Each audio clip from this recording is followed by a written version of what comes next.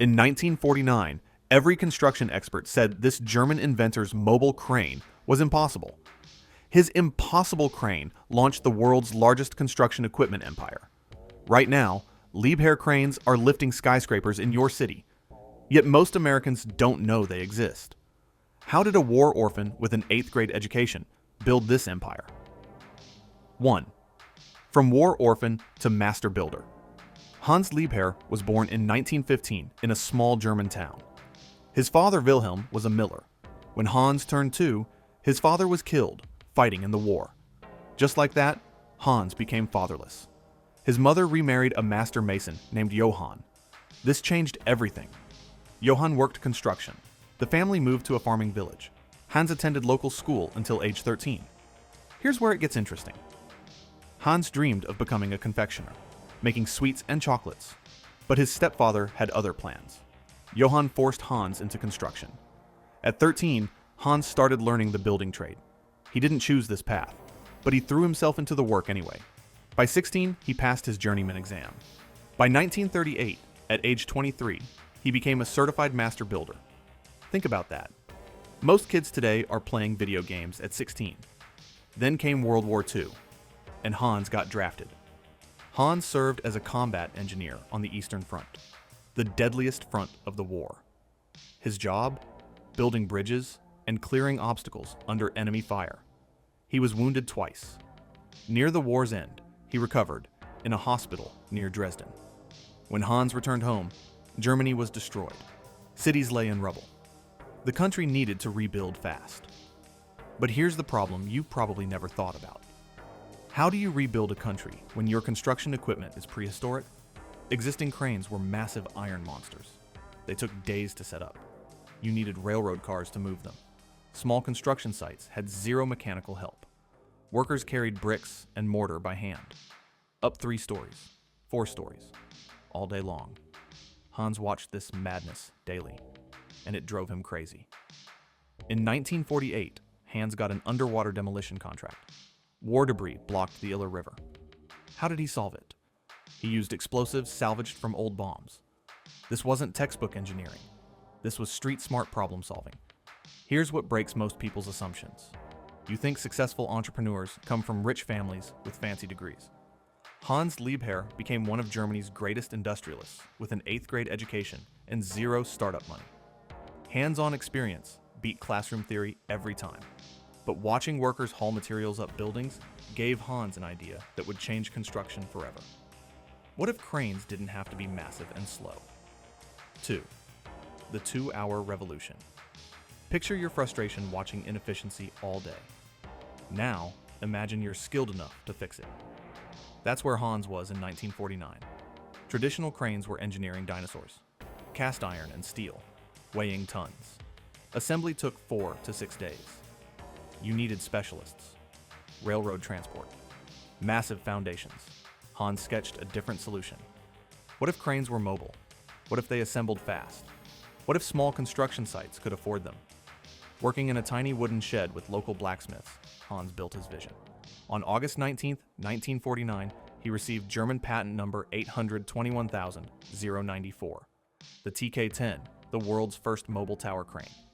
That autumn, Hans exhibited at the Frankfurt Trade Fair. He expected success. Instead, 0 orders. Not one. Industry experts dismissed his invention. Too light, they said. Construction doesn't work that way. Most entrepreneurs would have quit right there. Hans didn't quit. He kept building cranes anyway. Confident customers would come. Weeks later, an order arrived. Württemberg needed a crane to rebuild their war-damaged town hall. Hans delivered the TK-10. Construction crews were amazed. They called it a magic machine. Think about this timing. 1 crane, 1 job. But word spread like wildfire through Germany's construction industry. Why? Because Hans had solved their biggest daily frustration. Orders started flowing. Construction companies realized mobility mattered more than size. Quick setup meant lower costs. Lower costs meant more profits. Hans made a decision that separates winners from dreamers. Despite 0 initial market validation, he believed in his solution. He built inventory before customers asked. When demand exploded, he was ready. By 1949, Hans founded Hans Liebherr Maschinenfabrik, Maschinenfabrik. Business expanded rapidly. He modified the TK-10 and developed multiple models. Because he built cranes in series production, he offered competitive prices. Within weeks, his small workshop became a factory. The construction industry believed cranes had to be massive, permanent installations. Hans proved mobility and quick setup were more valuable than size. This revolutionized how construction sites operate worldwide. Every mobile crane you see today traces back to this breakthrough. But Hans wasn't satisfied with just solving the crane problem.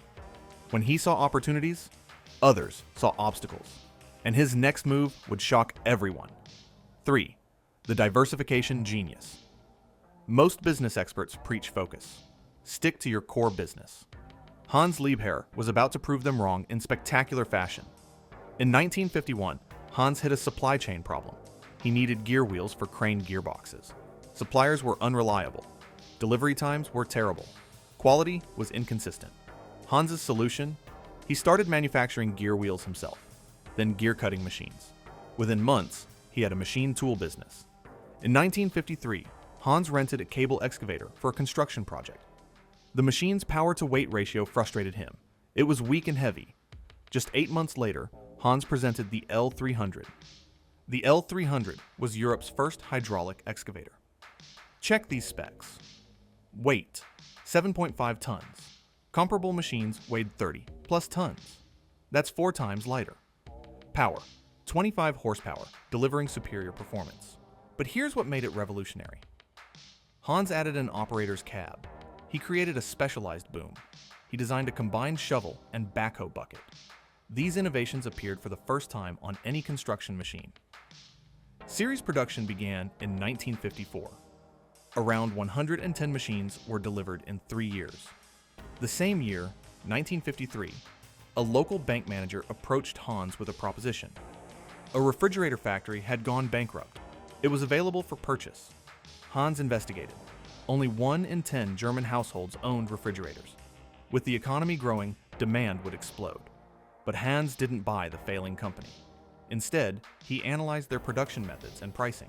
Then he built his own facility in Ockenhausen.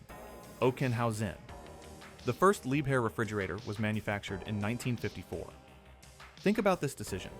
Hans could have inherited someone else's problems, workers, and debts. Instead, he built better from scratch. This exemplified his philosophy. Create superior solutions rather than fix broken systems. Business experts preach focus and specialization. Hans Liebherr proved that understanding fundamental engineering principles allows you to master multiple industries simultaneously. Each business reinforced the others through shared manufacturing expertise. By 1956, the small farming village of Kirchdorf couldn't support Hans's growth. He needed more workers than the local population could provide. 32 German cities competed to host his expanding operation. Hans had proven he could innovate across industries, but his next challenge would test whether his principles could work globally. And his expansion strategy was about to break every business rule in the book. 4. The anti-corporate empire. By the 1960s, Hans controlled multiple industries. The question was, could this unconventional approach scale globally? What Hans did next defied every business school textbook. Hans practiced radical financial discipline. His philosophy was simple. Never planned beyond poverty. Never took a risk. Zero debt policy. All growth financed from profits. Never bank loans. Never investors. Never leveraged buyouts. While American corporations borrowed millions to fuel expansion, Hans grew organically. Hans believed in extreme decentralization. Fewer than 20 people worked at group headquarters. Compare that to today's corporate giants with thousands of headquarters staff. His steering methods were simple. Monthly one-page reports from each subsidiary. Unannounced personal visits. He'd walk into production halls and speak with workers before meeting managers. Hans flew economy class. He drove a 7-year-old Mercedes. He avoided wealth trappings that most industrialists embraced. His focus stayed on engineering excellence, not status symbols. In 1958, Hans made a decision that perfectly illustrates his approach. He planned to expand beyond Germany's borders. 32 cities competed for his business. Hans visited Ireland. A group of Killarney businessmen convinced him to visit their town. Standing at Agato Heights, looking down at Killarney's lakes, Hans was captivated by natural beauty. He reportedly said he felt at home there, despite one major problem. Killarney was over 30 kilometers from the nearest port. Crane shipping requires port access. Any business consultant would have called this location impossible. Hans bought land anyway. He established his first factory outside Germany. When customers visiting from continental Europe had nowhere to stay, Hans built accommodations himself.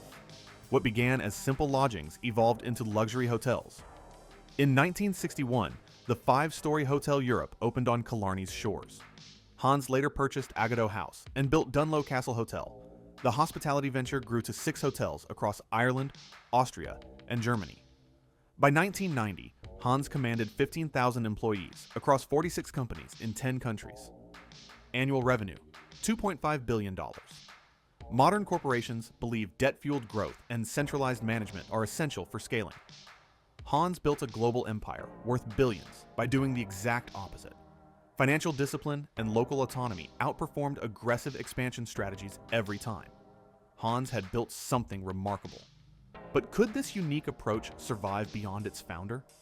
The real test was coming. 5. The lasting legacy. October 7, 1993. Hans Liebherr was dying. The question everyone asked, would his empire survive without him? Hans had prepared for succession carefully. He transferred ownership to his 5 children while retaining control. Each child studied different disciplines. Hans Jr., engineering and economics. Willie, mechanical engineering. Marcus, agricultural engineering. Hubert, construction engineering. Isolde, business administration. Knowing his time was near, Hans chartered a small jet in Geneva. He took his daughter Isolde, 3 sons, and some grandchildren on one final journey together. A characteristically personal gesture from a man who valued family above business success. When Hans died, his children assumed control immediately. They continued meeting regularly for investment decisions, product development, and finances. Hans left behind a company with 0 long-term debt, financial health, and position for continued growth. Today, the Liebherr Group employs 48,000 people. It operates more than 130 companies. Annual revenue exceeds 14.6 billion euros. It remains the world's largest crane company, entirely family-owned, now managed by the 3rd generation. Look up at any skyscraper construction in your city. You're probably seeing Liebherr cranes. Their aerospace division supplies Airbus and major aircraft manufacturers. German engineering principles still dominate global markets.